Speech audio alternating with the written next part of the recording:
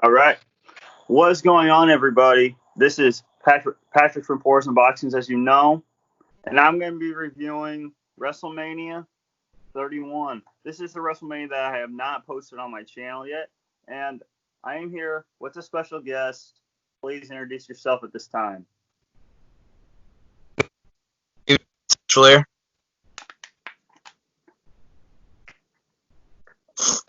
And let's go down this line of superstars. You have Brock Lesnar, Roman Reigns, John Cena, Triple H, Sting, Daniel Bryan, and The Undertaker. So now, what do you think of this lineup? Do you like the cover of it? Yeah, I really like the cover of it. I think it's different from another WrestleMania cover that we've seen. You know, usually they'll just put all the superstars that they can on the cover, but I think this is a pretty good cover for the event. You know, it shows just your major superstars, and I think it works.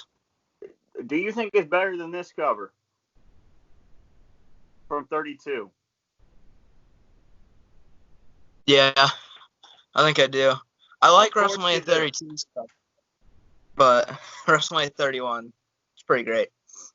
Okay, let's go over the matches real quick.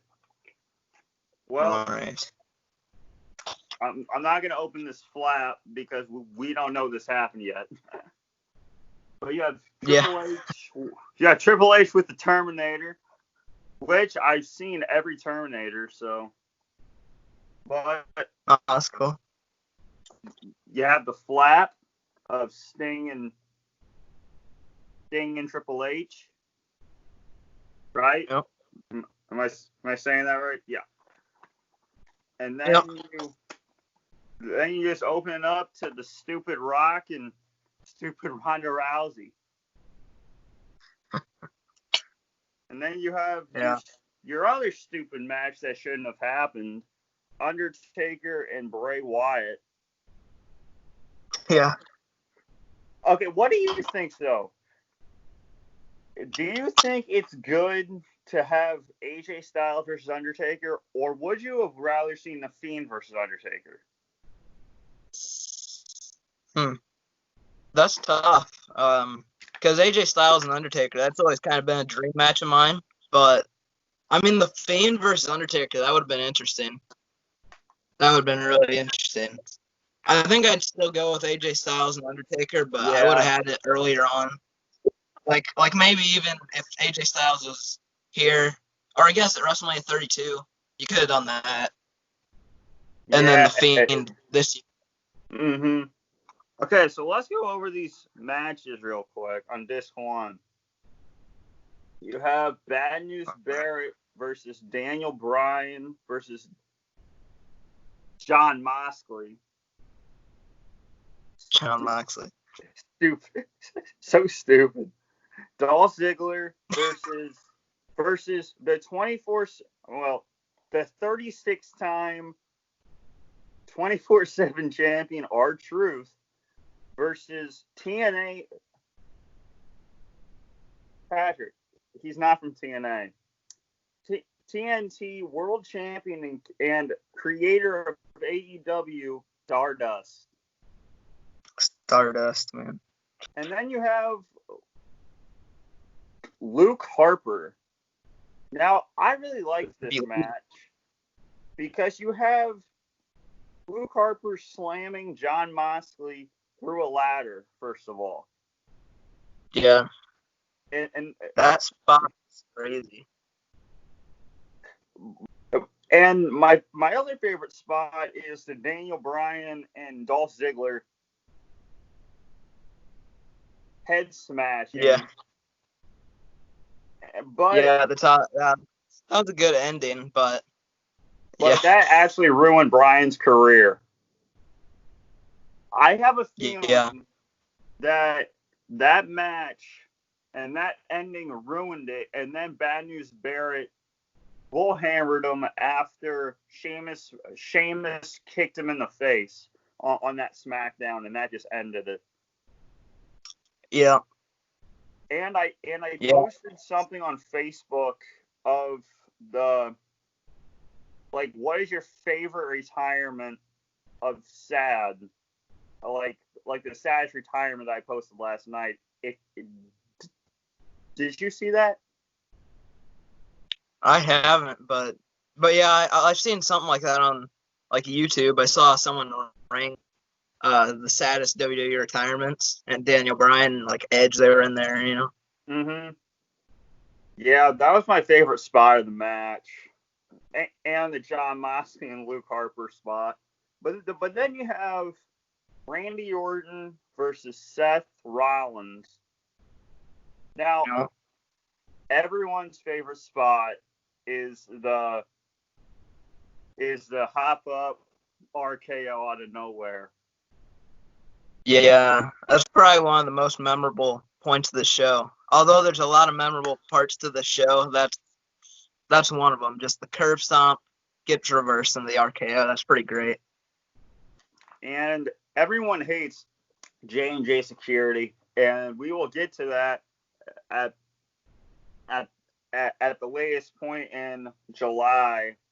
Then you have my favorite match will always my now if anyone asks this in my Q&A, my favorite dream match is either Sting versus Undertaker or I don't know, we had that. Damn it. Bryan versus. I wonder. Well, first off, the American Dragon versus, like, back in, like, no. Well, my all-time favorite will be Sting versus Undertaker, but that's everybody's. But this finish for Sting versus Triple H, what do you think that the outcome would have been if Shawn Michaels wasn't there to screw him? I don't know. I mean, I know the original plan was to have Triple H win so that he could go on to face The Rock at WrestleMania 32. But of course that didn't happen because, you know, Seth Rollins got injured. So then Triple H had to go against Roman Reigns. And, you know, I don't know. I think Triple H still would have won just because of that future plan. But I don't know. I thought that spot where just DX and NWO were in the ring at the same time or just out there, that was pretty great. And that was a really memorable moment for me. That was great. DX chop. Hey, NWO, you can suck it. And then you have someone interviews Daniel Bryan. I can't really say that. Maria Menounos, something like that. Yeah, something like that. And then you have a stupid musical performance. Now, I like when musical performances do, like at WrestleMania 24, they sung The Undertaker's theme song. They sung Edge's theme song. Now, why can't you bring that to WrestleMania 31, the grandest stage of them all again? I mean, I know they did entrances the year before. I thought it was really cool. They had Randy Orton. Daniel Bryan. Cool. Yeah, that was a very good Mania as well, with Bryan winning the world title. And now Daniel Bryan is a Grand Slam champion after this moment. But then a couple months later, which is I am mad right now, is because you have Elimination Chamber 2015. You got the Ryback spot. I hate Ryback. Yeah. But you also have the Dean Ambrose versus Seth Rollins thing. And when I was in my grandma's house, I was jumping up and down because Dean Ambrose won. And then when Seth Rollins, when they say winner by DQ, Seth Rollins,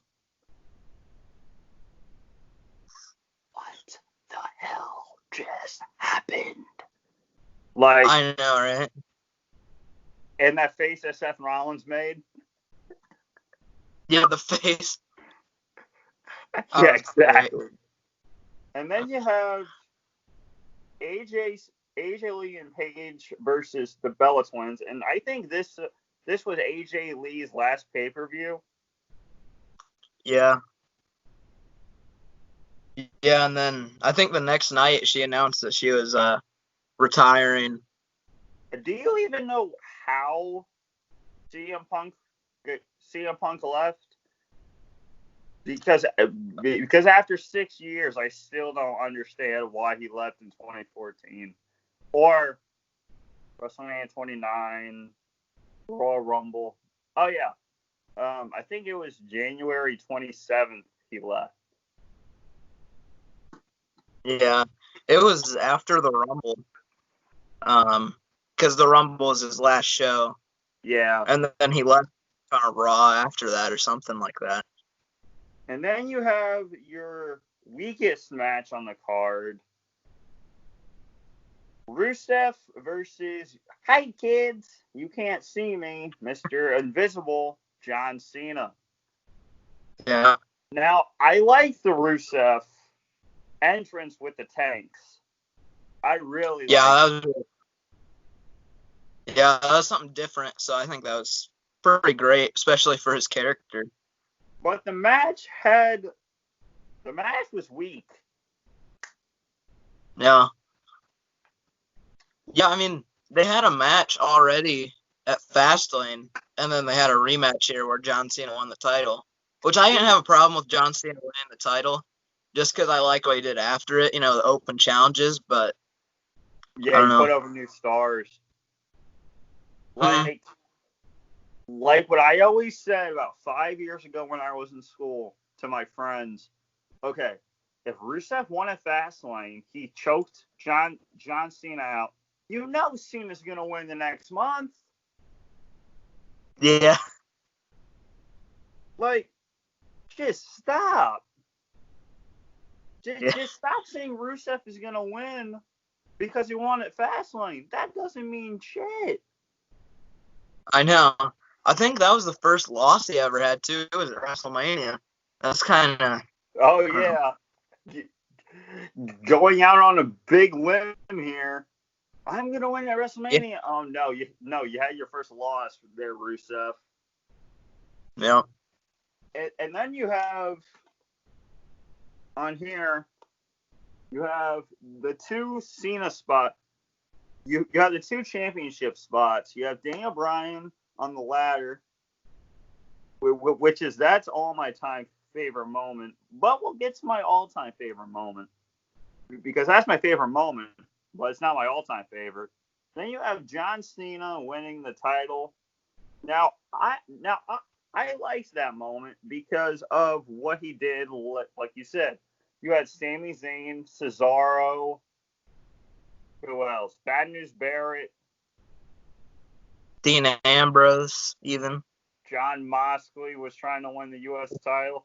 But, you can't have... Well, you could have, but you can't do what John Moxley did in, 2013. This championship is relevant because of John Moxley. 351 days. That's true. And then he lost it in a battle royal to Sheamus. Perfect. And I was at Extreme Rules 2013 when he won this title. I was in the crowd actually at 13. So, and yeah. I got to see the Shield win gold. So that would be a really cool moment, seeing them all hold up the titles. Yeah. Oh, I should have got a picture. Damn. But in 2014 of that same in 2014 I got my phone stolen. I mean, in 2015 I got my phone stolen from a friend, so all those pictures are gone. So. Oh, that's awful. but then you have on the second disc, you have the weakest match. I mean, you don't have a weak match, but we'll get to it. But Undertaker versus Bray Wyatt. Yeah. And now, do you think that was a weak match? I don't know if it was a weak match, but I think that the hype for it was better than the match was. Yeah, like, I think everyone was thinking like the passing of the torch, and then Undertaker wins, and it just wasn't as great of a match as it could have been for what people were expecting it to be. Because you have Undertaker lose at 30. You can't make him come back the next year. Yeah, I know. I mean, I feel like the streak, I don't know. I don't know that his career should end on the streak, but I don't think that his WrestleMania career should exactly continue, Yeah, but then let's talk about 2 years later at 33. Mm-hmm. You have the hat put down in the ring. His coat. He kisses his wife on camera, but it wasn't supposed to be on camera. Like that's Mark Calloway. That's not the Undertaker saying it. That should have been his last 33 match, because he said it. He said in the Last Ride documentary that I still need to get on Blu-ray. I'm talking to you, Relaxing Ghost. But you put his hat in the ring, you put his coat. That should have been his last match. But I'm not saying this was good. No. I'm not saying 36 was good. But you have Biker Taker coming back. Yeah. But that's fine with me, I guess. But yeah, I mean, I would rather see Undertaker wrestle one good match in the ring for his final match, but obviously that's probably not gonna be a great match with his age, and what he's been doing for the past 30 years, Like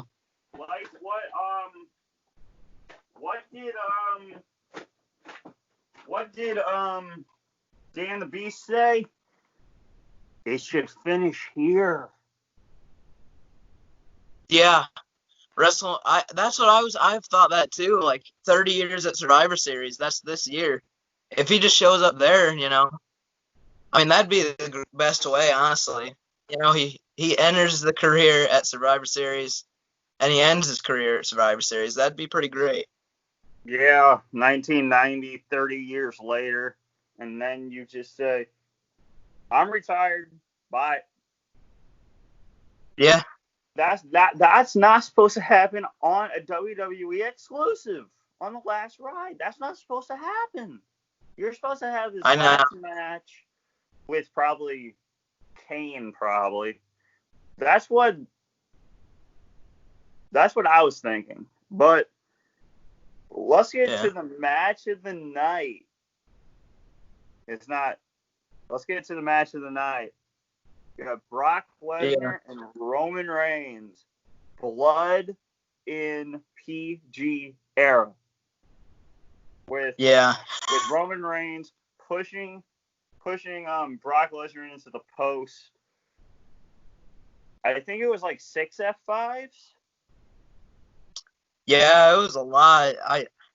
They had like a bunch of spots at the beginning, and then towards the end of the match, I think he kept hitting F5. Or no, at the beginning of the match, he was hitting F5s. And then towards the end of the match, Roman would just hit him with a Superman punch and then a spear and continue doing that until he caught him and hit him with an F5.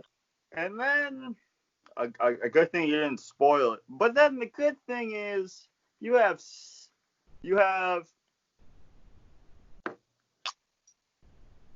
Mr. Money in the Bank.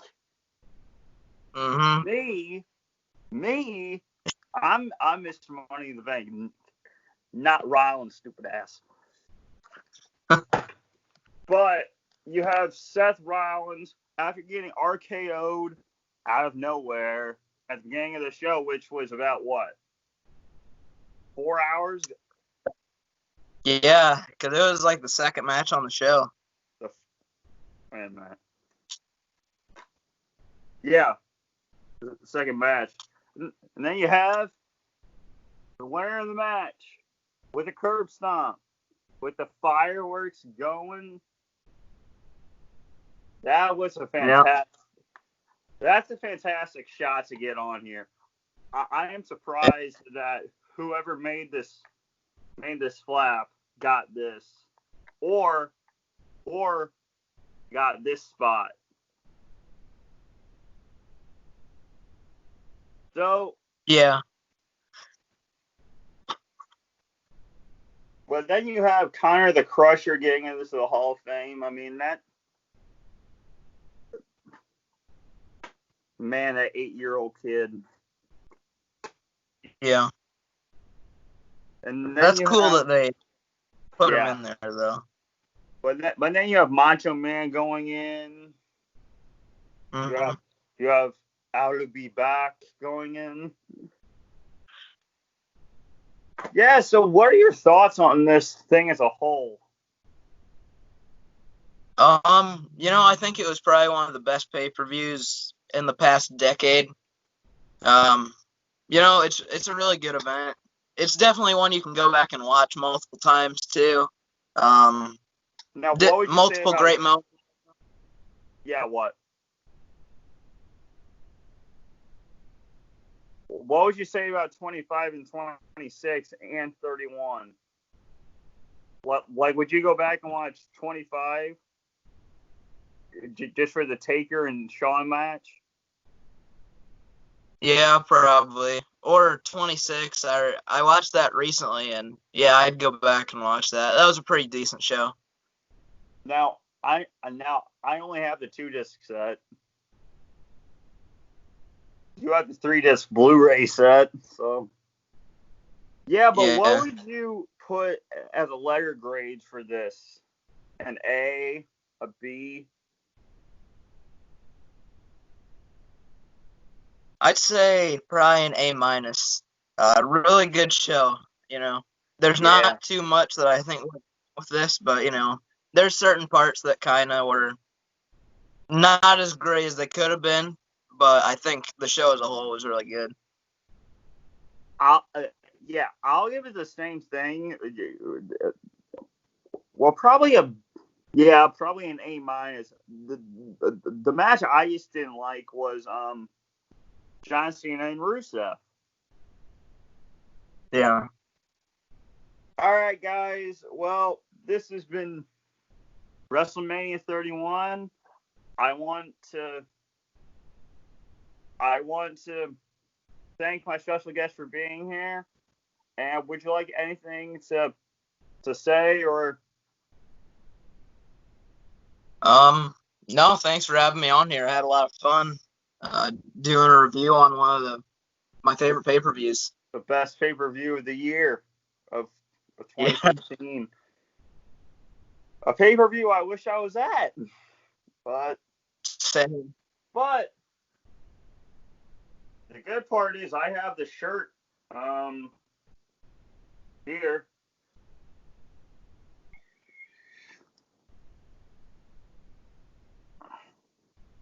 Yeah, that's pretty cool. And my grandma made me the quill of all my wrestling t-shirts. Yeah, that's really cool, actually. Taker, purple. Taker. And then you have 31, The Rock. You even have WrestleMania 28. Once in a lifetime. Only once. Yeah, only once in a lifetime. 2013. Until the next year. Until 2013. Okay, guys. Yeah. Well, I will be back with more. And this has been Patrick Force Unboxings. Signing off. and thanks for thanks for being a part of this. Yeah, thanks a lot for having me on here. No problem.